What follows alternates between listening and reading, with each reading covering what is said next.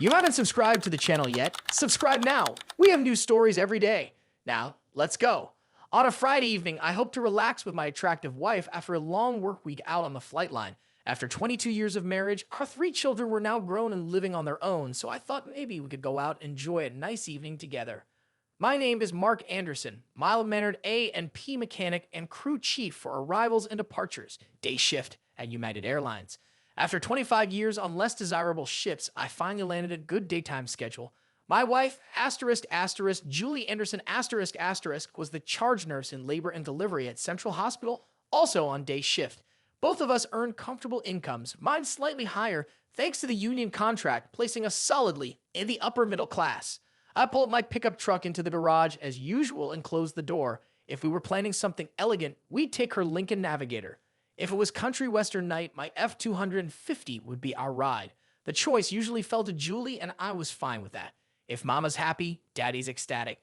Inside, I set my keys on the kitchen table and noticed a stack of mail. I heard footsteps on the stairs and also some kind of noise coming from upstairs. My lovely 42-year-old wife came into the living room wearing a short robe that always made me happy to see her in. "Oh," she said, startled, "you're early. I didn't expect you for another hour." I glanced at my watch. I was early, but not by that much.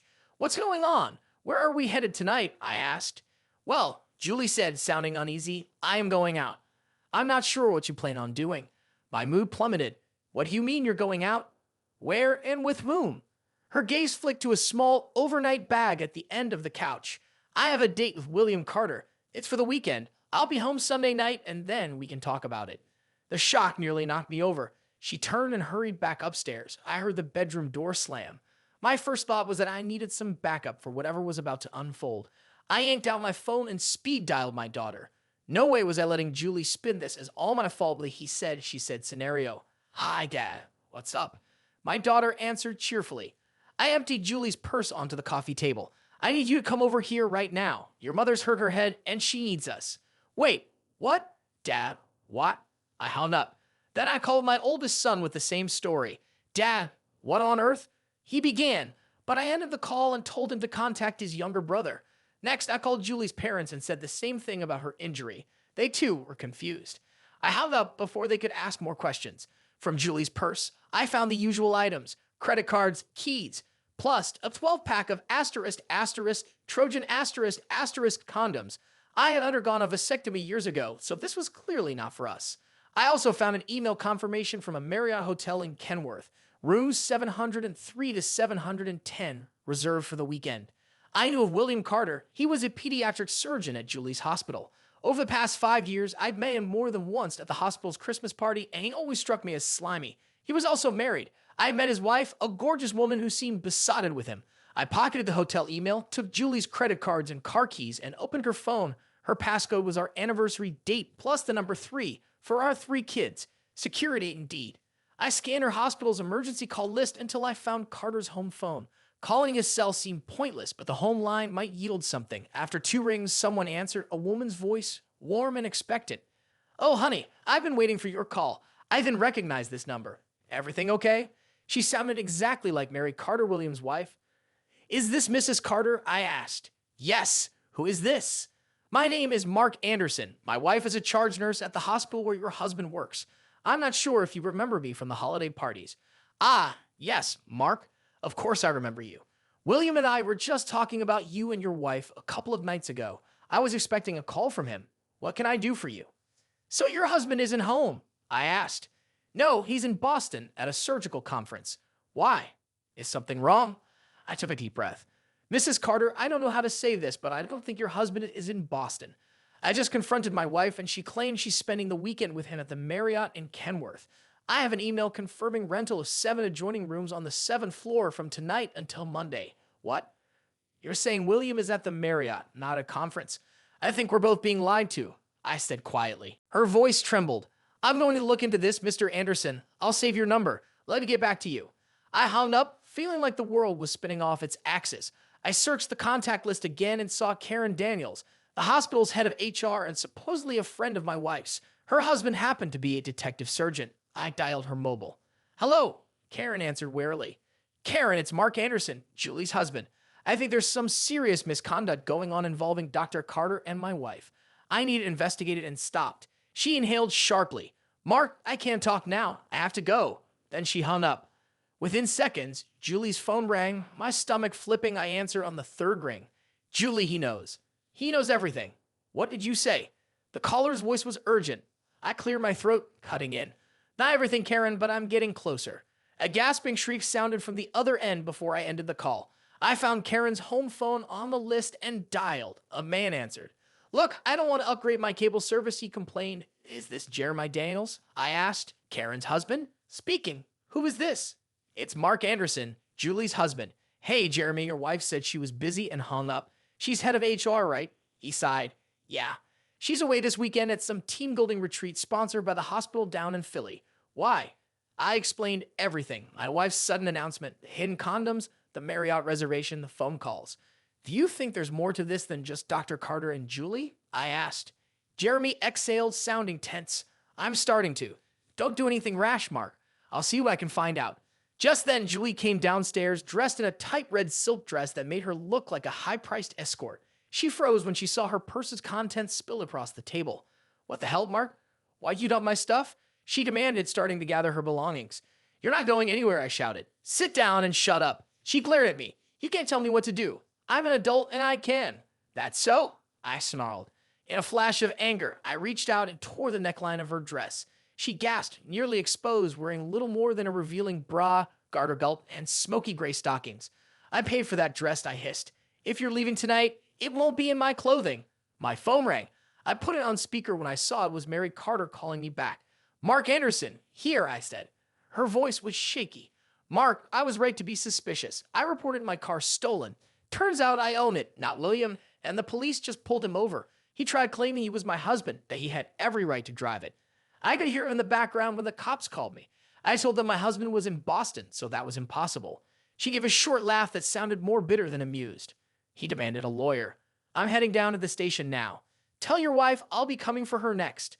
Julie, who had been standing there with her torn dress, let out a choked cry. What did you do, Mark? At that moment, the front door burst open.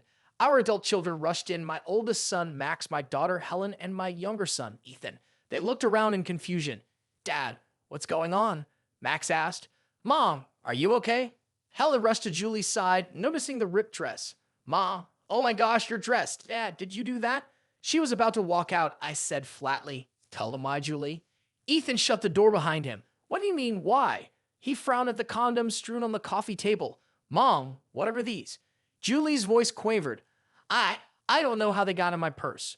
Where were you going, Mom? Helen asked in a disbelieving tone. Julie lifted her chin defiantly. It's my body. I can do what I want. A thick silence filled the room. My oldest disappeared into the kitchen, then returned with an envelope. Dad, this is addressed to you, he said, handing it over. Julie shrieked and lunged for the envelope. Don't read that. Sit. I barked at her. I'm done playing games. Inside was a note, in her handwriting. My darling husband, my sister needs me to care for our mother. I'll be gone until Monday night. Hugs and kisses, Julie. The kids exchanged stunned looks. Clearly, she'd been planning to leave me a fake story. Right then, the doorbell rang again, and in stormed Julie's parents, looking frantic. Julie, are you all right? Her mother cried, while her father demanded, somebody tell me what's happening. Julie looked at them, tears in her eyes, and promptly fainted. Welcome to the circus, I muttered. Your daughter just shredded our marriage and probably her career. While Julie's mother and Helen helped her recover, I explained to her father everything I'd uncovered, the phone calls, the hotel rooms, the coworkers who might be involved. The room's temperature felt like it dropped below freezing. Finally, Julie came around, trembling, half-dressed. She pleaded, Mom, help me, please. Her mother scowled. Help you? How might you call your sister for help since you supposedly were going to her place? I handed her father the note and dialed her sister's number. A woman answered, sounding cheerful. Hi, this is Linda. Who's calling? Linda, this is Mark. How's your mother doing? Is Julie there with you? Linda hesitated. Mom's fine, but Julie's busy. Can I have her call you back? Julie's mom grabbed the phone. That won't be necessary, she snapped. You lying. A screech erupted on Linda's end and she hung up. Julie, still half naked, collapsed into more sobs. My phone rang again. This time it was Jeremy Daniels, Karen's detective surgeon husband. Mark, you were right.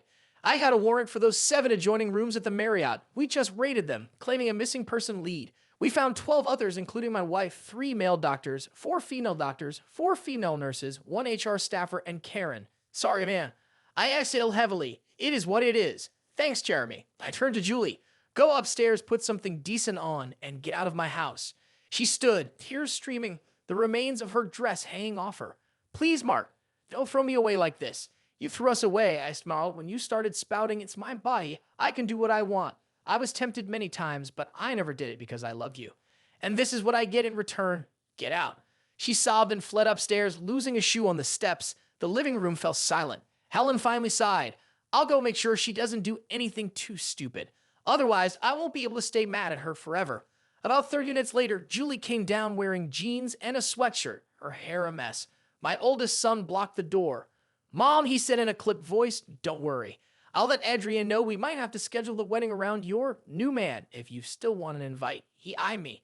Dad might bring someone else, though, if it comes to that. Julie took one more look around, then left, ushered out by her mother. She obviously needed help, but it wasn't going to come from me that night.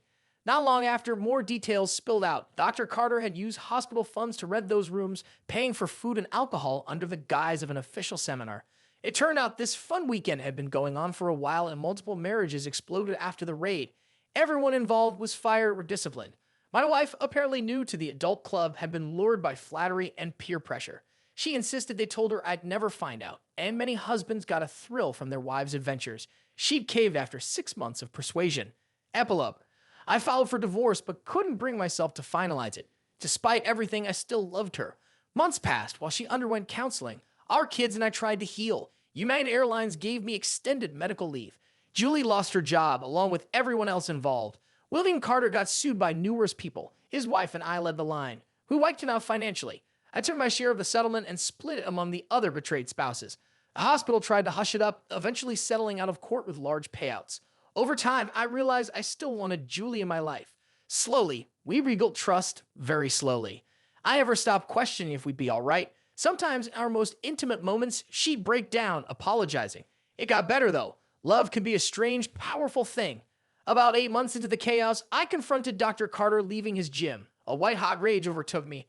I broke 3 of his fingers and crushed one of his testicles. He's not so good-looking anymore. Lucky for me, Jeremy was there as a witness. No charges stuck. Don't mess with my wife, or I won't stay mild-mannered for long. Life goes on. We're still together, but I sure watch her like a hawk. And that's the story of how one Friday evening nearly destroyed my marriage, my sanity, and ended up testing the limits of what I'd do for love.